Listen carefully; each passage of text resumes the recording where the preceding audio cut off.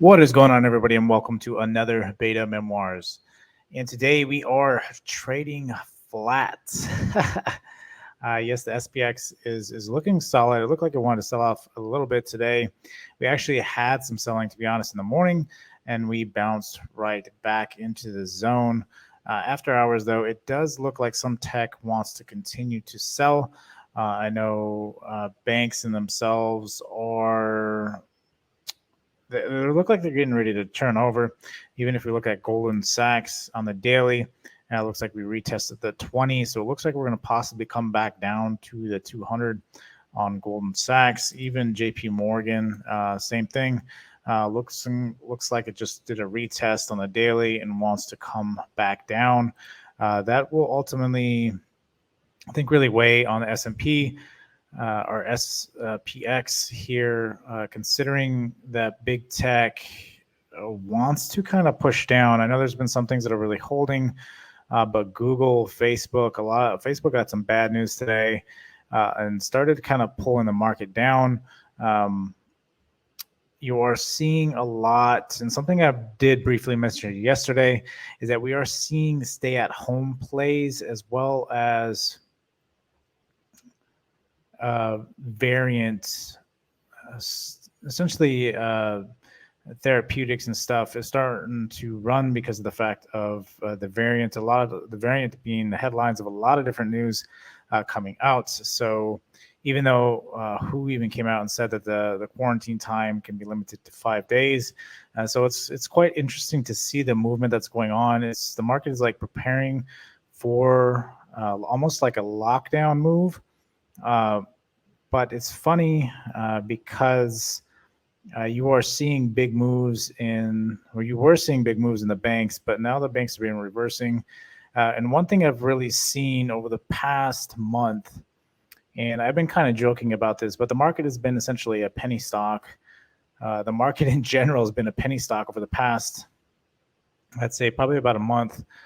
Where we are getting pump and dumps every day. Even today, it started out the market wanted to pump, and then it was only a matter of seconds before it flipped and started selling very fast. And it sold pretty good, and then came right back and bounced back throughout the day. Now, if you trade options, you know that this is a premium killer. This flip-flopping back and forth. So I know it's been rough for a lot of different people out there, and so ultimately, I take different positions. I will take equities if I feel times like this where the market is just chewing up premiums. It's easier just to play equities or to turn and play options with time. Although you won't, again, get as much gain out of contracts that are perhaps monthlies, but it saves you from this premium burn that's been going on. So the market is essentially holding tight here, which I was talking about. I'm expecting it to hold here. I think you're going to get different rotations that's going to help keep the SPX here until next week. And then when the big dogs get back in, I think we're going to start pushing to higher highs, kind of getting that price discovery, but we're going to need them to be able to do that. And so right now, I think a lot of stuff is correcting because of that. And depending with the variant stuff, I really don't see it as a concern. Again, if they start locking stuff down, then you're starting to affect supply chain. Then it really becomes an issue. But as of right now, the market is still very bullish. We've had, a couple of days in a row, solid green. It is. My concern is it's trying to sell again, but there's no catalyst to sell. So if you don't have a catalyst to sell, we're not going to sell. I think people are just positioning with low volume this week. So that's the only reason why we're kind of just hovering around this area and getting ready for next week. Again, you definitely want to be careful. You definitely want to be looking for bigger moves out of this range before really taking positions. You can see that in the individual stocks a lot better than opposed to the SPX. The SPX is just going to hover around this area, so you'll get different rotations to essentially keep it in this area. Bitcoin did sell off quite a bit today. Which it did the other day, but something that is again something you really want to watch, because we had a full candle come all the way down and is flirting with this 46 mark. We want this candle to open back up. We don't want this candle to open below this and then retest and then sell off, which could be a possibility tomorrow if this daily candle ends up closing below this 46, essentially 46,400 mark tomorrow. If that candle closes below there, I think we could be in trouble. To lower lows. But even being said, I mean, I've talked about this before, you still got room down to 42 to still be bullish, right? We still want to just maintain that higher low. So we're trying to stay above essentially this level. We want to stay above that 41K mark. If we can do that, it's still very bullish. It's not concerning until it breaks that. If it does break that, then we're looking at a lower low there. And so we'll get a nice pump back up and then essentially head for lower lows. So something to really keep in mind. I'm not concerned with Bitcoin at the moment. I think everything is really going to run coming into the new year. Again, I think this week is more of a setup week. And you're looking at your individual stocks going in towards next week and seeing the movement they had. And a good example of this is Tesla. Now, Tesla essentially had a wedge break and looks like a retest. It did hold that level very well today. But it really depends on tomorrow. I want to see how this opens. I've been talking about holding this range. I really think Tesla is going to hold this range. Essentially, this 1120 mark and the 1069 mark. I think as long as it holds this mark, I think it will be solid. Tesla does this a lot and have these parabolic moves, and then it consolidates and then it goes for the next leg up. Especially going into Q4, I think it's really going to have a blowout earnings. And so, being said, and going into 2022, I think it's going to have a big year with the trucks and the semis, and even introducing the 25K car. I think will be huge for Tesla. So it's coming into a big year. But nonetheless, I think as long as it holds that range, it will be good going forward. And then you got Google. Google has been selling. Google is kind of tough. It gets to those price points where it hits.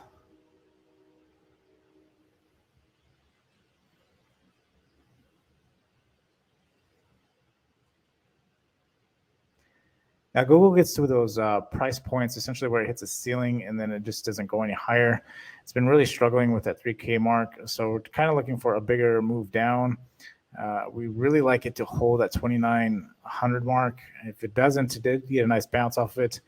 I could see this retesting tomorrow. As long as it holds at 29K mark is really what matters moving forward.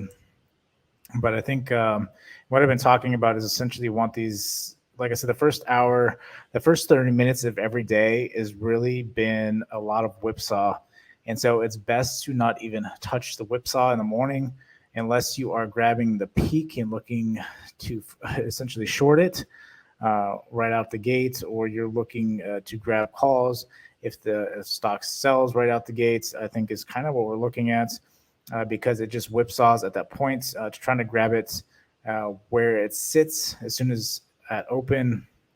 You're really looking to get wrecked because of the fact that the whipsaw has been really, really bad over the past, I would say probably about a month. It's been sitting about a month. We've been having this crazy pump and dump right out the gate. So being said, there's that. I do like Google I think is like topping out. So I'm kind of waiting for a sell or potentially watch that 29K mark. Shop had a nice move today. It's been holding essentially this 1350 mark extremely well. So floating roughly around that 200 mark. It's always good when stocks are holding around that 200 mark on the daily. It's normally reversal time around that point. So kind of really keeping a close eye on Shop as it had this massive move today. I want to see if this actually starts pushing up. Again, there's a lot of resistance. Amazon looks the same way. There's a lot of resistance here. I don't like all this resistance. It's kind of best just to wait instead of trying to grab bottoms. Is just to wait for it to get out of this resistance. Or, I mean, if you're in shares, that's fine. But if you're sitting in contracts in this, you're really going to get chopped up unless you're grabbing bottoms, playing this range, which is kind of what I've been doing. And what's really nice about these bigger movements, these bigger ranges like this, is you can play tops and bottoms until it breaks one way or the other, or you could just wait till it breaks out and then get the retest and then take off from that point. Now your Apple's not really impressed with Apple. Apple's kind of doing this thing. It seems to always do this thing where it gets stuck in this range and then it kind of just dies off and doesn't do anything for like a month on end, and then has like 3 or 4 parabolic days in a row, and then just continues to die off from that point. Facebook, it's actually showing weakness. Again, got some bad news today, so it's dying out a little bit here. But again, talking about stay-at-home plays, Moderna as well, with all the scare of the new variants. This is starting to pop back up. I want to see if this actually has some continuation on this. But you do want to be mindful that it's under the daily 200. As soon as it does get close to that 200 daily moving average, it's going to get rejected hard again, because this is one of the first retests, breaking back below it. So you have to remind yourself of that. As soon as it comes around that, again, this daily 200 moving average is obviously moving at the same time. But the 271 mark, you're going to have to be very careful with that, because it is going to get rejected hard. This thing has been pumping and dumping quite a bit as well. So you got to be careful with that. The chips have been interesting because of the fact that some of them actually been running really hard and some of them have just been really stagnant. MU has been an absolute monster, but it is essentially topped out. It looks like it's starting to pull back after hours. So I kind of wait for this thing to die down. Again, if we get it back down by the 20 EMA, essentially around the 82 mark, is kind of where you want to enter. And this is what I've always talked about. You have these parabolic moves. You want it to die off till it gets to those daily supports before you re-enter. Again, you get a lot of people that are FOMOing into these things at these higher levels and wondering why they're losing money, because essentially it starts dumping at that point because essentially all the buyers have left. And so you don't want to be left with those bags ultimately. But going into next year, value and banks seem to be the biggest plays going into next year with everything that's going on with rate raises and everything. Especially 3 potential rate raises. We're going to see tech, I think, really get normalized and crushed going into next year. At least off the first initial rate raise, possibly even the second. But then from that point, I think it will stabilize and start to really push back and continue pushing harder. So we'll have to see as far as it goes on the chips. I do like chips a lot going into earnings. But one thing you definitely have to watch is how the market is working here. And if it does decide to pull back, if banks do give out tomorrow or tomorrow into Friday, I could possibly see the banks giving out Thursday into Friday, and then kind of finding a nice pullback that I've been talking about, and then prep for next week, possibly pop over the weekend and start running.